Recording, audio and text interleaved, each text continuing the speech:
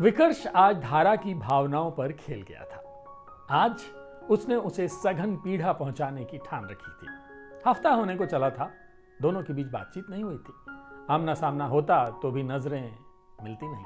आड़े तिरछे बचते बचाते दोनों एक दूसरे से निकल जाते। विकर्ष ने आज उसी पैंट को पहना था जिसके रेशे बुनाई की मजबूत पकड़ छोड़ धीरे धीरे अपना स्वतंत्र वजूद तलाश रहे थे। आज विकर्ष ने हिंसा की थी।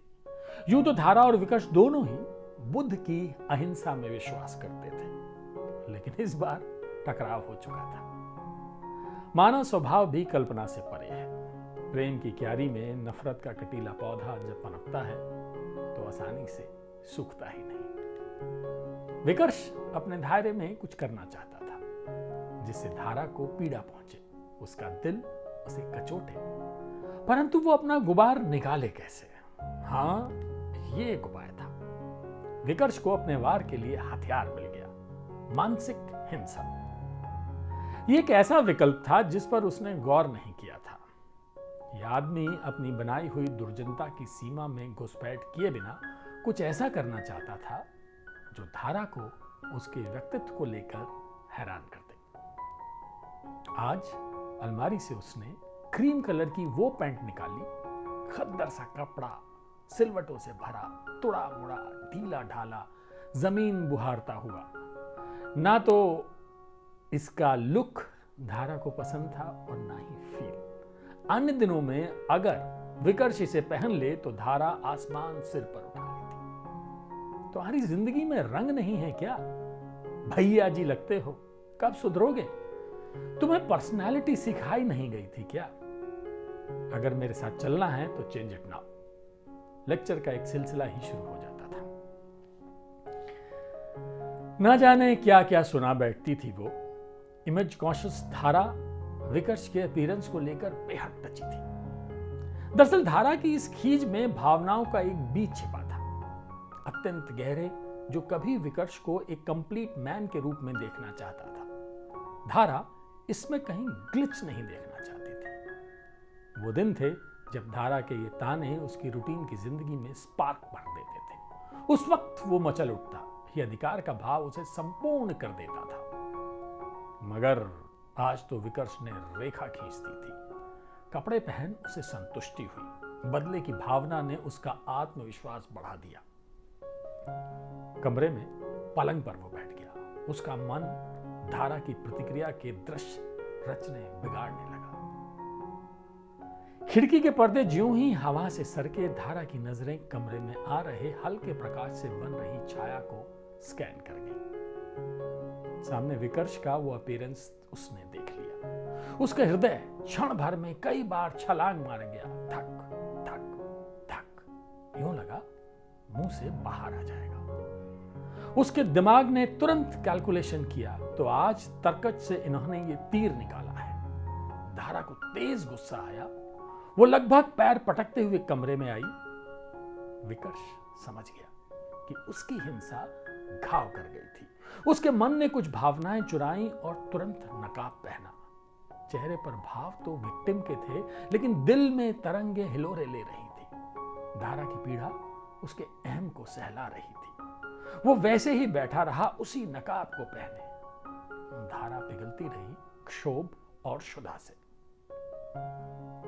हठात धारा को अपने कपड़ों का ध्यान आया। ओहो, उसने आज वो साड़ी पहनी थी जिसके लिए विकर्ष को कई दफे चिरौरी करनी पड़ती थी, किंतु वो उसके प्रपोजल को कैसे सख्ती से रिजेक्ट कर देती, कड़क टीचर की तरह। फिर विकर्ष जो मुंह लटकाता और धारा पूरे पहर इस टीस को एंजॉय करती। ये फ्रिक्शन ही तो कभी इस लाइफ का स्टिमुलस हुआ करता था। लेकिन आज विकर्ष ने रूल तोड़ दिया था। उसने वहीं वार किया था जहां धारा कमजोर पड़ी थी। झगड़े का छठा दिन था। धारा की जिंदगी में कुछ कुछ ऐसा खाली स्पेस तैयार हो रहा था जहां मानो ऑक्सीजन है ही नहीं। वो सोचती ये कैसा बबल है, कसता ही जा रहा है, कैसे निकले। वो चिढ़ने लगी थी, कभी खुद की जिद से तो कभी माहौल के अनीस से। इसी पसुपेश में उसने आज ये उसकी फेवरेट साड़ी पहनी थी, उम्मीदों को थोड़ा उधार लेकर। लेकिन उधारी की उन उम्मीदों से रिश्तों के व्यवसाय में कोई लाभ ना हुआ। मूलधन तो बरकरार ही रहा, ब्याज और भी चढ़ गया। विकर्ष अपना वार चल चुका था। उसका मानसिक हिंसा का शस्त्र सफल रहा।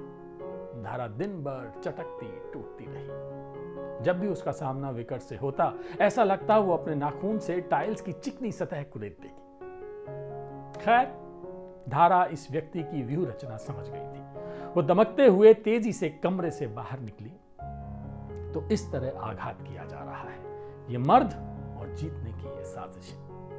धारा ने गुस्से में सोचा और जोर से दांत पीसने लगी। फिर वो दूर चली आई। इस उतावलेपन में वो क्या क्या नहीं सोच रही थी। क्यों ना अपनी मढ़ैया खुद सजाई जाए, चली जाए कुछ चुनौतियों को तलाशने। केमिस्ट्री की एमएससी फर्स्ट क्लास लड़की के लिए बाजार में कुछ तो विकल्प होगा। उसके दिमाग में रसायन तेजी से प्रतिक्रिया कर रहे थे, मगर ऐसा समीकरण बन ही नहीं रहा था जो बैलेंस हो। कभी भावनाओं के अणु प्रधान हो जाते तो कभी व्यवहारिकता का फैक्टर संतुलन खराब कर देता। 12:15 से 2:30 बज गए। खाना नहीं खाया उसने। भूख ने उसके मस्तिष्क के तंतुओं को और भी सक्रिय कर दिया। छोड़ेगी नहीं उसे धारा की अदालत में सजा मिलेगी। This man needs to be prosecuted. उसने वो डायरी निकाली जहां वो अपने गुनहगारों को सजा दिया करती थी। पापा, बॉस, निर्वाण, शैली, परांजपे और अब विकर्ष। धारा इन्हीं लोगों द्वारा रोकी गई थी जीवन में। इंटर्नशिप पीरियड के वक्त मिला बॉस, कॉलेज लैब के परांजपे सर, रूममेट शैली और बॉयफ्रेंड निर्वाण। धारा ने सबकी चार्जशीट तैयार की थी। डैड की बात किसी से शेयर नहीं करेगी वो, बस रहने दीजिए। धारा ने पन्ने पलटे तो उसे स्याही वाली कलम डायरी के बीच कहीं दिखाई दी। निब सूख चुकी थी। ये शैली का चैप्टर था। शैली सार्थक, पीआर की एस्पायरिंग एग्जीक्यूटिव, उसे सजा हो चुकी थी। शैली सार्थक, जब मुझसे बराबरी करते करते तुम पस्त हो गई तो तुम मुझसे नफरत करके रिलैक्स होने लगी थी। उसने दरवाजा बंद किया, लाइट स्विच ऑफ की, पर्दे सरकाए तो अंधेरा कमरे का सारा प्रकाश सोख गया। ये डबडबाता सा माहौल उसे अच्छा लग रहा था। अब पर्दों के बीच से रोशनी की एक मोटी लकीर बेड पर पड़ रही थी। धारा बिस्तर पर पड़ गई। उसने पेन के पॉइंट को डायरी के पिछले पेज पर रगड़ा। ताजा ताजा काली स्याही सफेद पन्ने पर निशान छोड़ने लगी थी। विकर्ष मोहिते प्रकाश, माय हस्बैंड। एक नए पन्ने पर उसने कलम चला दी। फिर धारा जो टूटी मानो नदी जहां तहां जैसे तैसे फूटी। विकर्ष न जाने सैटेलाइट नगरियों की कितनी अट्टालिकाओं में, कितने फ्लैट्स में, कितनी धाराएं उस समय खुद से टकराती हैं जब पति को ऑफिस और बच्चे को स्कूल भेजने के बाद वे अपनी कोठरियों के अकेले कोने में टिके आईने में खुद को देखती हैं। तब ये धाराएं कहती हैं, पापा तुम्हें तो यही चाहिए था ना, well settled boy, 6 digit salary और बेटी की लहलहाती गृहस्थी। लो, तुम्हारी गुड़िया के पास सब कुछ है, लेकिन नहीं है तो वो जिद, वो बहाव जो उसे धारा बनाती है, वो जिद जो उसे लड़ना और बढ़ना सिखाती है। आप सब डर गए थे ना इसे देखकर। मैं तो आगे बढ़ी रही थी डैडी, कि तब तक मुझे आप सब ने परंपरा के नाम पर करुणा सिखा दी।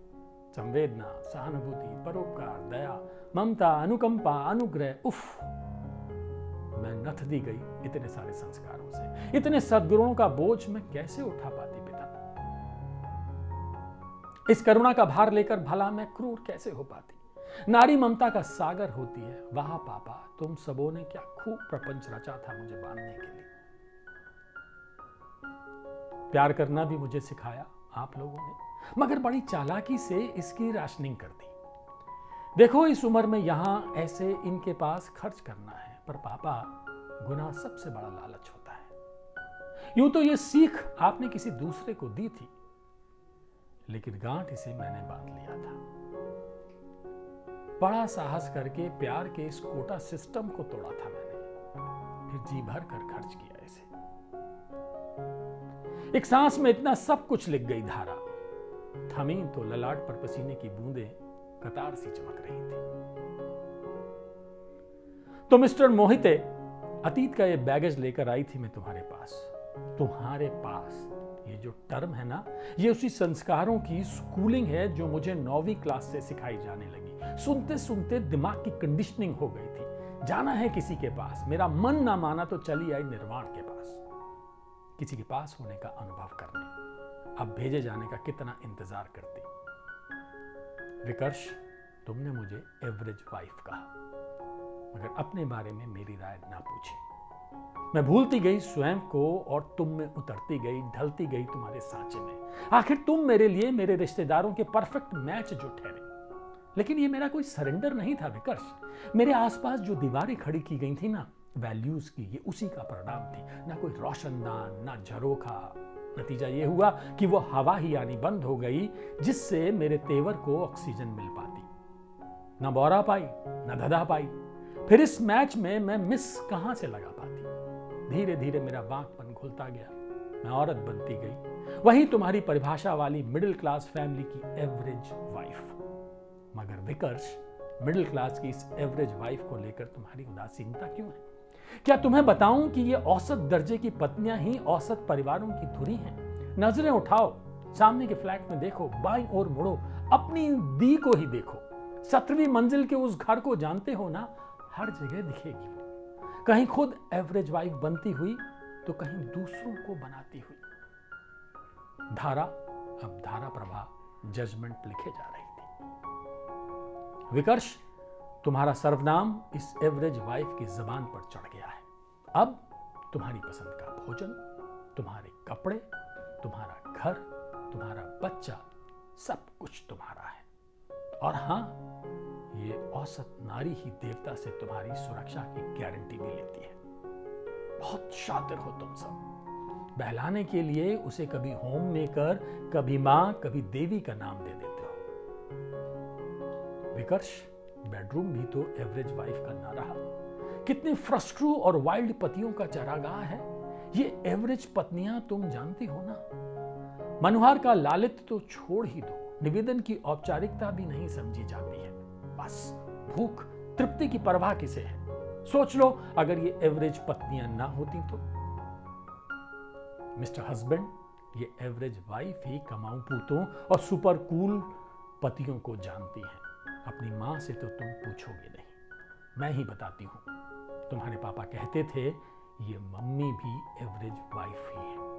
विकर्ष, ये एवरेज वाइफ ही है जो परिवार और विवाह नाम की संस्था को सालों से कंधे पर ढोती चली आ रही है। इसके लिए केमिस्ट्री की एमएससी फर्स्ट क्लास महत्वाकांक्षी लड़की को एवरेज वाइफ होना पड़ता है। इसी सोशल अरेंजमेंट की बदौलत तुम एमएनसी की मल्टी स्टोरीज में सॉफ्टवेयर के एल्गोरिदम लिख पाते हो। इन दिनों तुम हर्ट होना सीख गए हो विचर्स, हील होना सीख लो। महानगर में प्रेम के लिए संघर्षरत स्त्री पर लिखी इस कहानी एवरेज वाइफ के रचनाकार हैं पन्नालाल। पन्नालाल आज तक .in में चीफ सब एडिटर है।